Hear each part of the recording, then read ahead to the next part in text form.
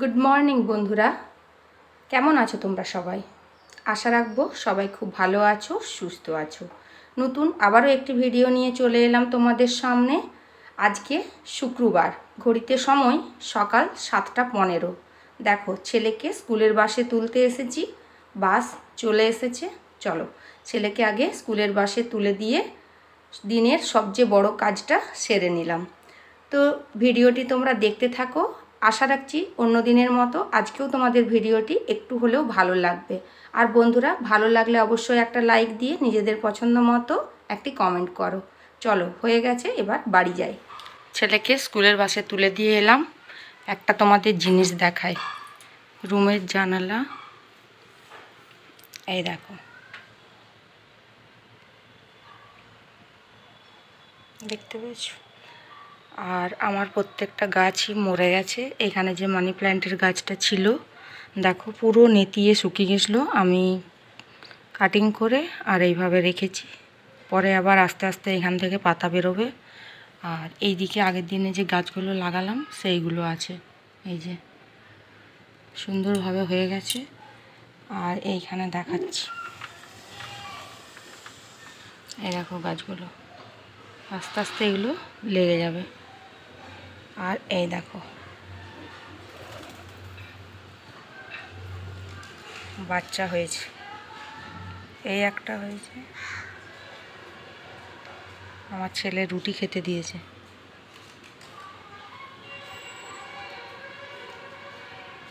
আর ওই টবে একটা আছে, এই যে ওই দেখো। চলো এটাও দেখাই।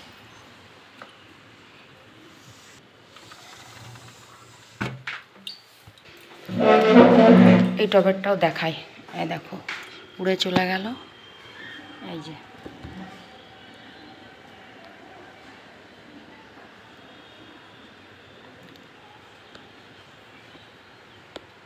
ওই যে ওদের মাগুলো এখানে বসে আছে। এই যে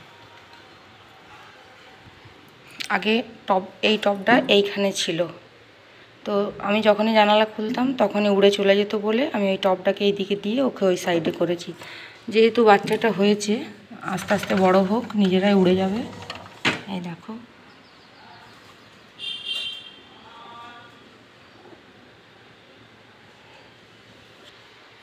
এই দেখো ওর মা চলে এসেছে। এই দেখো বসে আছে।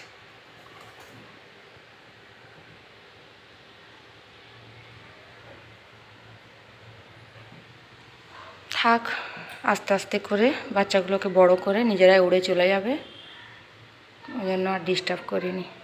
চলো এবার রান্নাঘরে যাই, একটু চা করি। আজকে ছেলেকে একটুখানি ম্যাগি করে দিয়েছি, এই যে তারই একটু রয়ে গেছে, একটু রেখেছি, বড় ছেলে খেয়ে নেবে। আর দুধটা গরম করে রেখেছি, এখন চা বসাবো। চলো চাটা বসাই।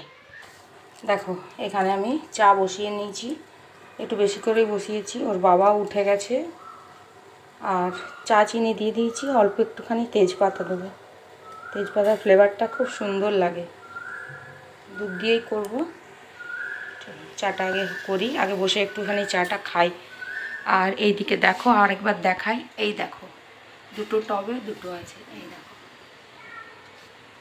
এই একটা আছে, এই যে এই একটা আছে, আর ওই একটা আছে, এই যে এই একটা আছে।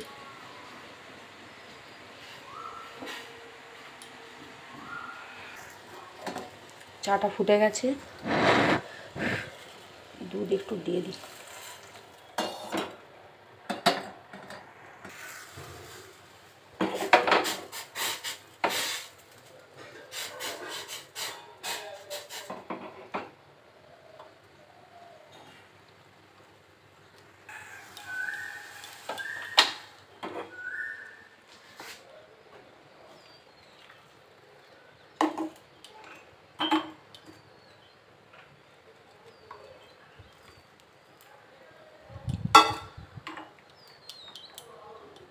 চলো হয়ে গেছে, চাটা আগে খেয়ে নিই, তারপরে রান্নার কাজে লাগবো।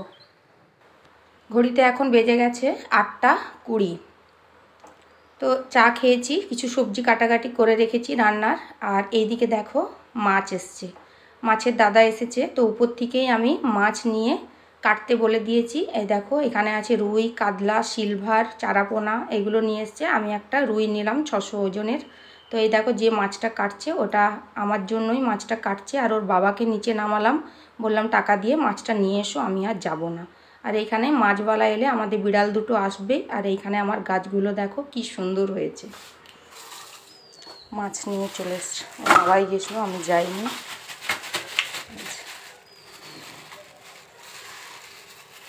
রুই নিয়েছে একটা গোটা।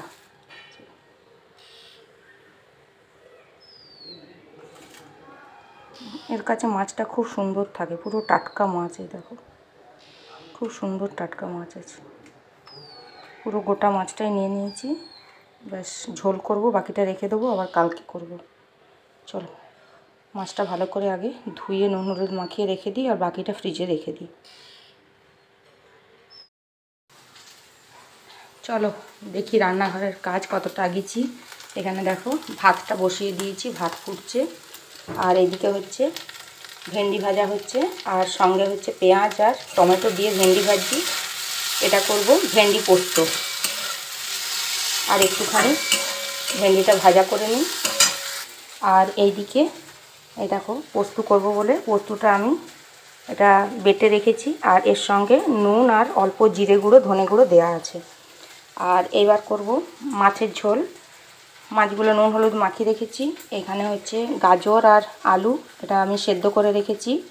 আর পটলগুলো ভাজবো মাছটা ভাজার পর। আর এখানে পেঁয়াজ টমেটো, আর এখানে হচ্ছে মাছের ঝোলের মশলা, সমস্ত কিছু রেডি করে রেখেছি। ভেন্ডি পোস্তটা হয়ে গেলে মাছের ঝোলটা করে নেব। আর চাটনি আছে, দই আছে, পাঁপড় আছে, ব্যাস এই দিয়ে আজকের আমাদের মেনু দুপুরে। গুড ইভিনিং বন্ধুরা, ঘড়িতে প্রায় বেজে গেছে এখন 7টা।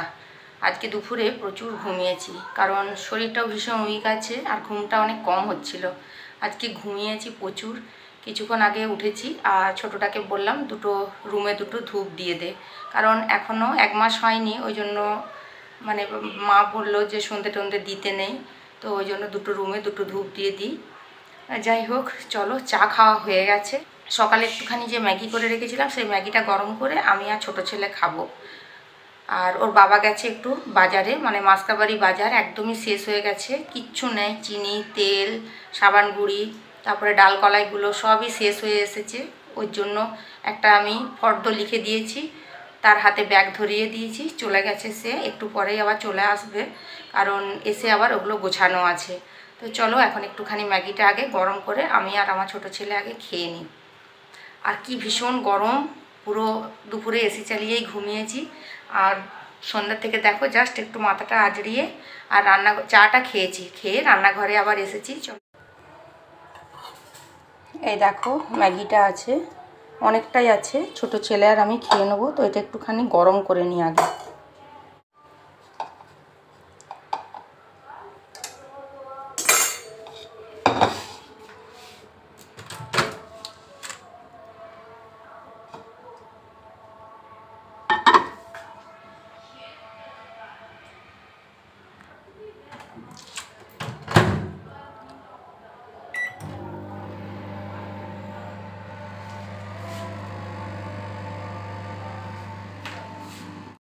চলো ম্যাগিটা গরম করতে বসিয়ে দিয়েছি। তো দেখো এখানে আমার হয়ে গেছে।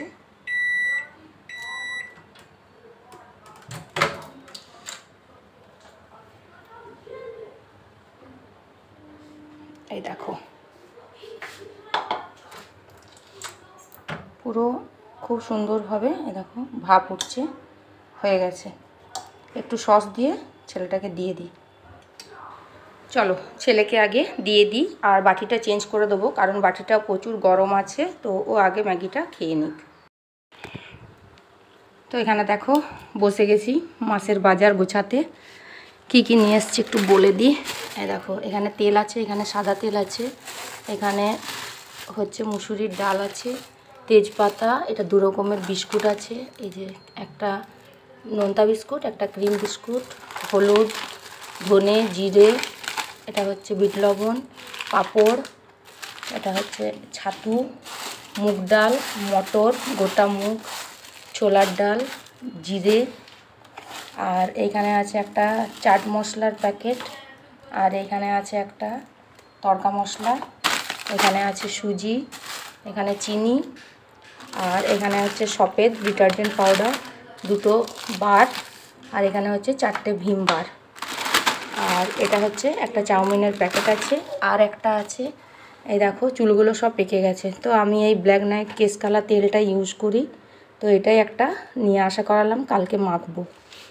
আর এইখানে হচ্ছে একটা শুকনো লঙ্কা মানে লাল লঙ্কা গুঁড়ো, রেড চিলি পাউডার, আর এখানে হচ্ছে ম্যাগি, এখানে কিছু ম্যাগি ঘরে ছিল আর 4-5টার মতো ম্যাগি আনা হয়েছে, আমি কৌটোতে সেট করে ভরে নিলাম আগেই, তারপর ভিডিওটা অন করেছি। তো চলো, ভীষণ গরম, আগে এগুলো আমি তাড়াতাড়ি করে তুলে নিই, কারণ রান্নাঘরের অবস্থাটা দেখো পুরো, এগুলো গোছাতে হবে, চিনি ঢোকাবো, বিস্কুটগুলো রাখবো, সমস্ত কিছু আগে এগুলো গুছিয়ে নিই। চলো, ঘড়িতে প্রায় এখন 8:30টার মতো বাজছে।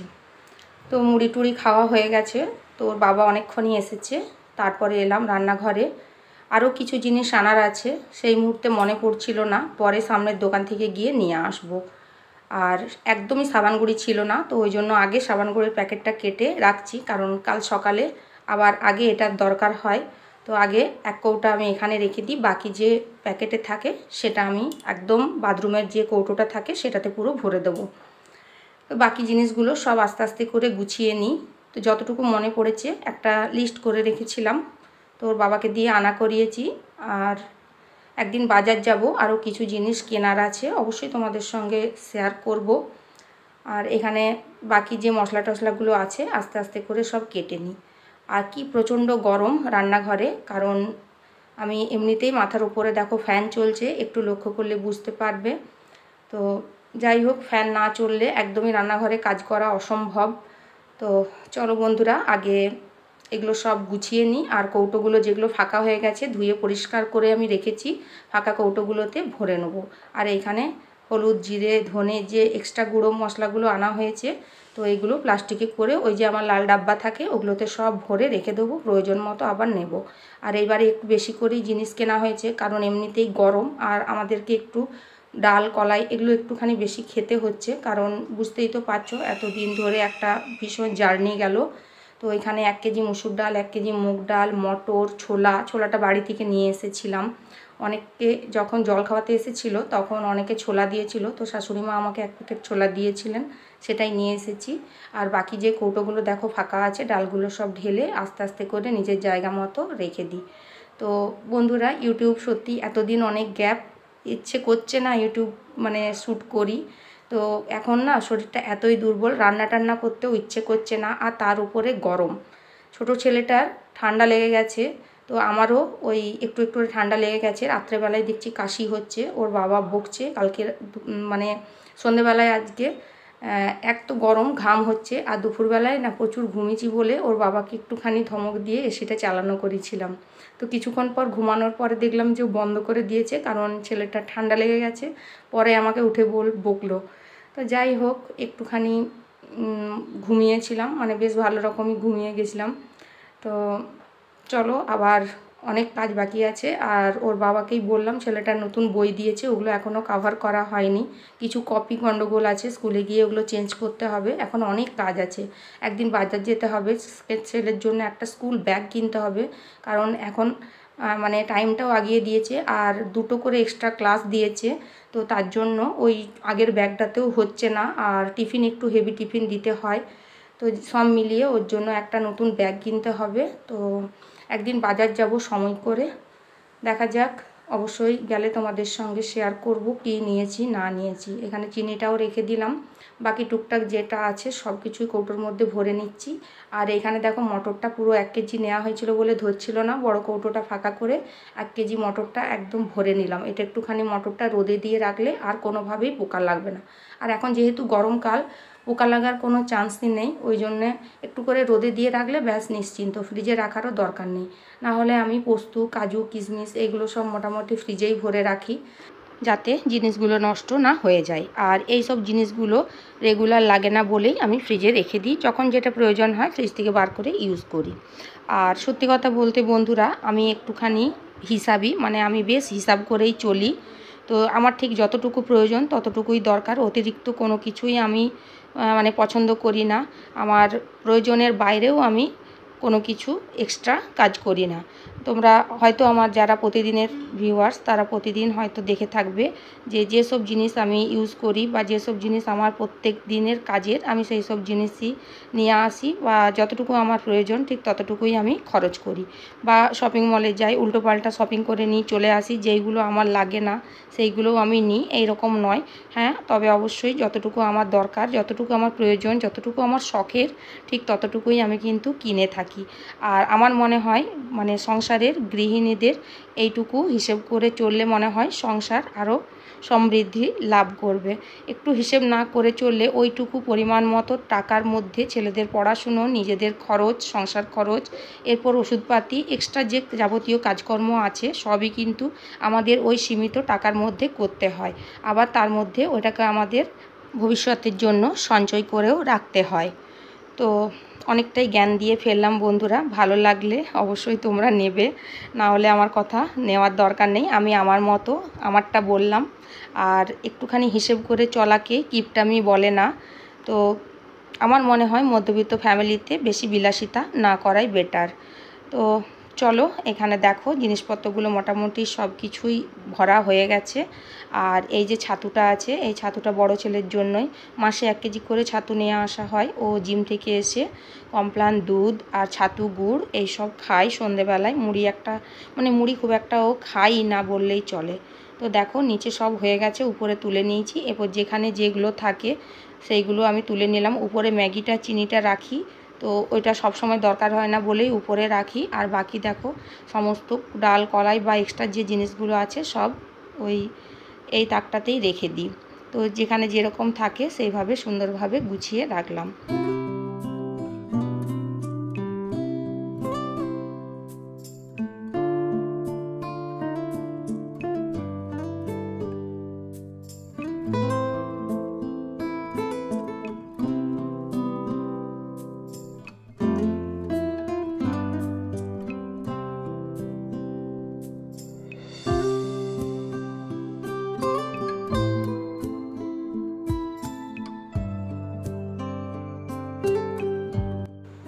তো দেখো মোটামুটি তাকের মধ্যে সব কৌটো ভরে সুন্দরভাবে মুছে টুছে গুছিয়ে রেখে দিয়েছি।